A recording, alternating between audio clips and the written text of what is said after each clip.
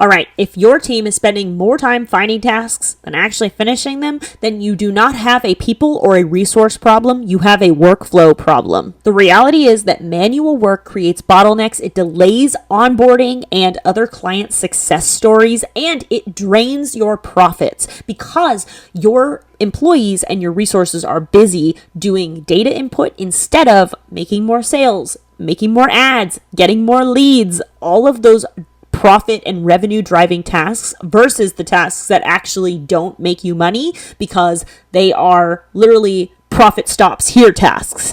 Most businesses, though, are overloaded because their workflows were not built for scale. So here are 4 things that you can do to assess how your workflows are currently operating within your business and tips to how to improve them. The first one is identify your repeatable tasks and automate or templatize them. Now, of course, this sounds a little bit like duh, especially in the age of AI where everybody's all hyped up on AI agents and how do we get robots to do the work for us. Now, I've been a business technical consultant for almost a decade now, and I can tell you before AI hit the scene as popular as it is now, folks were struggling to build proper automations, just simple automations. So for me to actually jump to the conclusion that everyone's going to just automatically understand how to utilize AI to their best capacity is a pretty big reach for me. So what I am saying though is when you're thinking about your business, if you take all the tech out of it, take all the AI out of it, take all the tools out of it, even take all the automation tools out of it.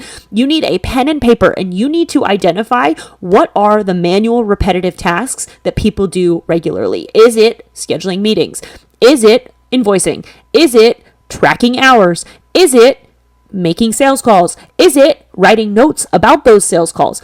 Every single repeatable task in your business is an opportunity for workflow improvement. However, you have to think about those as tasks and not as tools within a technical system. So my tip for you is use pen and paper. Take the tech out of it. I promise you it's going to make it much clearer. And then you use tech to solve the problems that you've listed on this paper. So the second one is you need to build a trigger action that is a chain of events for your tools, meaning that when somebody enters into your business ecosystem in your marketing or lead nurturing, then you need to create triggers that then create subsequent actions that then can create a chain of events, whether that's provided by a tool or provided by a human. You can integrate both into this chain of events, but by building a trigger action style system, you're going to think about it as, okay, here's the customer journey. First, the trigger is they liked a social media post or they commented a special word. So then that automated a message that sent them a link to our free lead magnet. So then that trigger is they click the link and do the free, for instance, mine is a free tech health score. So they click the link and get their free tech health score. So the trigger is clicking the link to do the free tech health score. The action is getting their score, which then creates the next triggered sequence of now I'm going to send you your score and your assessment and then a series of emails that helps you fix whatever tech score you get. And this creates a system that flows seamlessly from one to the other and makes your customer's experience of it a lot simpler and a lot easier. Not to mention, a confused mind never buys. So especially right now, we're talking about this in marketing. So you really want these systems to be seamless because your client is going to feel it if it's clunky or if it's weird or if it's not quite working right. So the third tip when it comes to actually having efficient workflows is to document your processes. Now, this sounds so simple, but the number of people who don't do this is actually insane. So what you're going to do simply is you're going to have a Loom account where you screen record. So you have somebody who simply tracks all the ways that they do their work, demonstrating how the work is done, answering questions along the way. Now, with AI, this has never been easier for you to build a a warehouse of all of this information where then somebody could go in like a chat GPT style interface and say, hey, how do I, and blah, blah, blah, blah, blah.